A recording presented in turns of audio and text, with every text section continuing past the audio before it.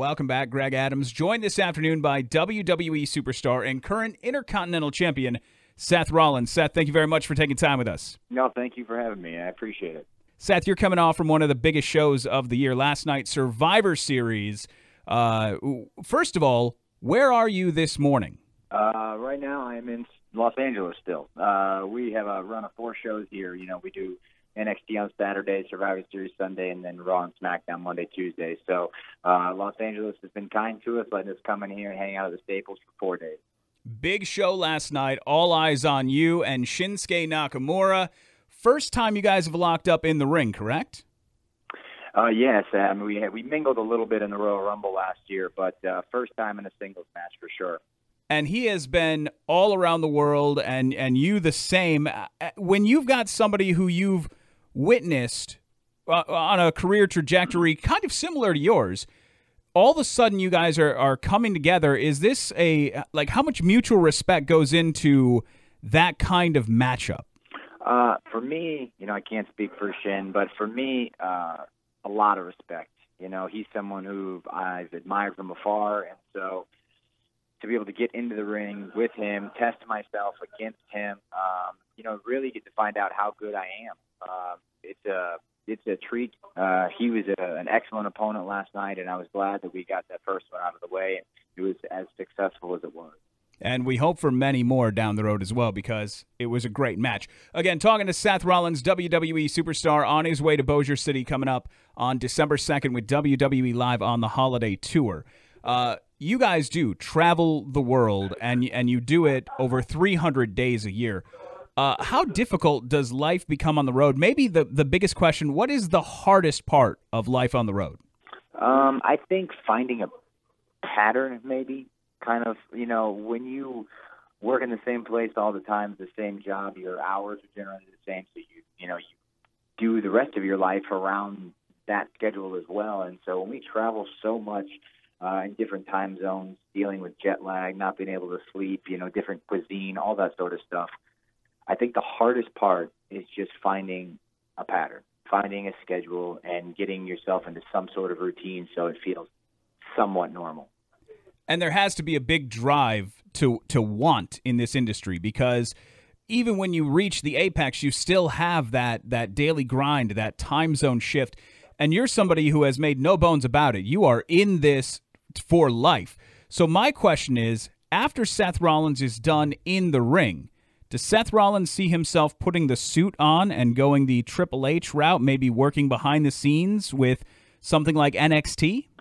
Who knows? I've already kind of got something going with my wrestling school back home in Iowa.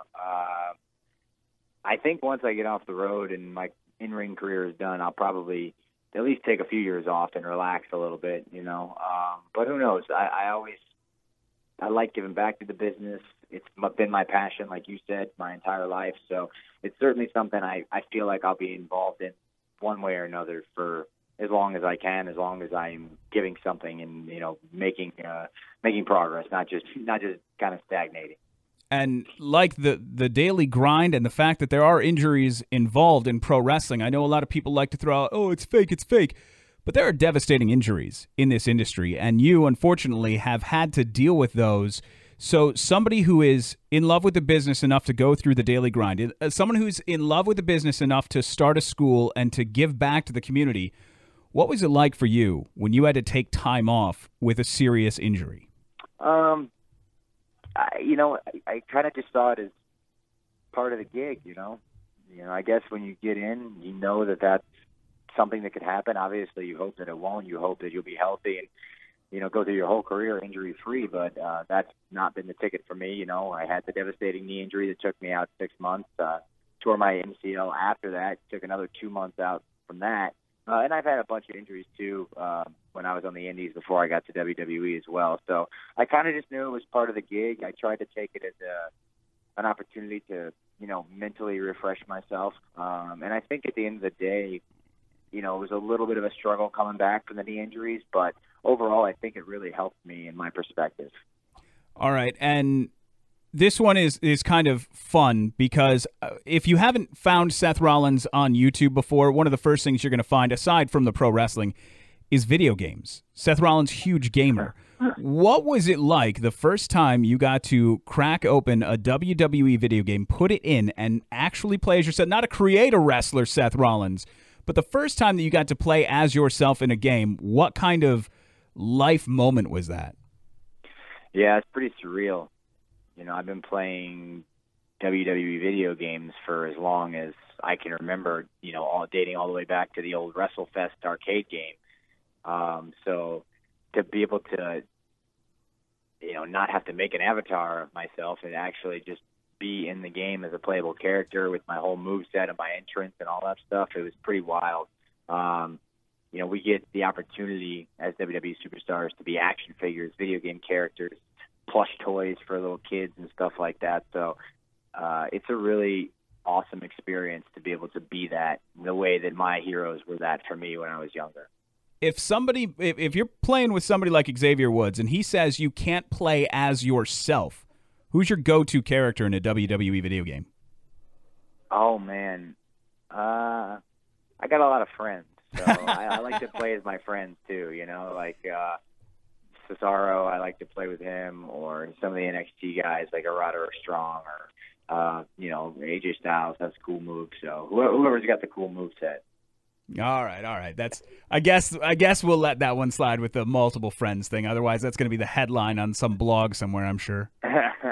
I wanted to jump on. You did say action figures real quick, and that was one thing that I have 3 boys, and they are super into the action figure game when it comes to WWE. Do you get any kind of say in how the action figure product line goes? Do they talk to you, consult you at all, or suddenly you're just shopping and there you are in a package on a shelf? It's a little bit of both. So we have a great partnership with, I believe it's Mattel that does our action figures, and they are kind of hands-on. They want to know ahead of time what kind of gear we're going to wear for specific occasions, Survivor Series or WrestleMania or something like that, so that they can get pictures and an idea of getting the action figure together to get it out as soon as possible from the date that you wore the gear on the show. And on the other hand, sometimes they just throw stuff together that I had no idea even existed. Like the other day, I just got like a Shield reunion 3-pack mailed to my house, where it was like, oh, I didn't know that was happening, but hey, I'll take it. So, they do a good job of taking our input and seeing what we want to do and letting us know, when things are going to come out and what they're going to look like and stuff like that. WWE Superstar Seth Rollins coming to the CenturyLink Center with WWE Live on December 2nd. I know that a lot of the guys grew up wrestling fans like you did, and they have their own action figure collections. Do you have one of those collections going, or where do you stand on that aspect? No, I'm not a collector of things, man. I have a few items that are sentimental to me in my office back home. A couple pictures here and there. I have maybe my first action figure and a couple of different versions or something like that, but I'm not I don't have the wrestling room where I'm stacked full of DVDs and posters everywhere and all that stuff. That's never been my thing. I'm a minimalist as I can get, We see you, Kurt Hawkins. We know what's going on there. All right, we do have the big show coming up at the CenturyLink in Bossier City, and there's a lot of names on this. Seth Rollins, of course, going to be there, and I want to throw out some of those other names, and I just want your first reaction when I say a name. So some of the people that we're going to see, let's just throw out a name real quick. Again, just first thing that comes to mind when I say Braun Strowman. Monster. Okay, let me jump on that real quick. What is it like getting hit by Braun Strowman, or picked up? What is it physically? I just feel intimidated through a screen. What is it like dealing with that? What did he call himself? A meat mountain? Yeah, something like that. A mindless meat castle, I think. Yeah. That was I mean, that's pretty accurate. I'm around the guy quite often, and the meat castle part, at least, he's got a bit of a brain on him. Sometimes he can use it, but sometimes it's all about brute strength. And when it comes to that, there's only 2 people that can throw me around, and it's him and Brock Lesnar. So, he's a special dude. All right, let's throw out another name that we're going to see in Bossier City, Ronda Rousey. She's an aberration. Wow. I think, and I mean that in a good way. She's someone who obviously is been physical and in physical activities her whole life, whether it's, judo or MMA. But for her to pick up on what we do, and I know she's been a fan, but for her to pick up on what we do and be so good at it so quickly is extremely impressive. And so she's definitely, the exception, not the rule. I want to throw out just a couple more names here, and maybe ones that'll, I don't want to say catch you off guard, but I'm really interested in the answers when I say Drew McIntyre. Freak. Yeah, he's a guy that's, I appreciate his passion for what we do. He loves it. He's a guy who got released a few years ago, and all he did was put his nose down and grind and try to be the absolute best. And if you look at him now, he's a different animal than he was when he left a few years back. So I applaud his work ethic. He grinds through a lot of injuries and a lot of adversity. And I think he's got a chip on his shoulder.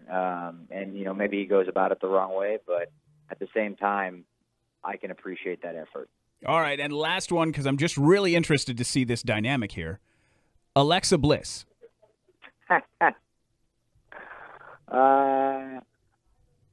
She's like a Sour Patch Kid. What? She's sweet and sour all at once. Oh, all right. I can get with it. Now, okay, and this might be crossing the streams a little bit, but being an Iowa guy, is there any Buckeye tension? I mean, if the Hawkeyes were competing, for a Big Ten title, then maybe I would care. But, they've kind of fallen off with a few losses here in the last 4 weeks. So it was nice to spoil the Buckeyes playoff, situation last year. But other than that, they've kind of had the upper hand for the last whoever knows how long. Seth Rollins, WWE Superstar. We're going to see him live in Bossier City coming up on Sunday, December 2nd, the WWE Holiday Tour. Seth, thank you very much for taking time today. Thank you.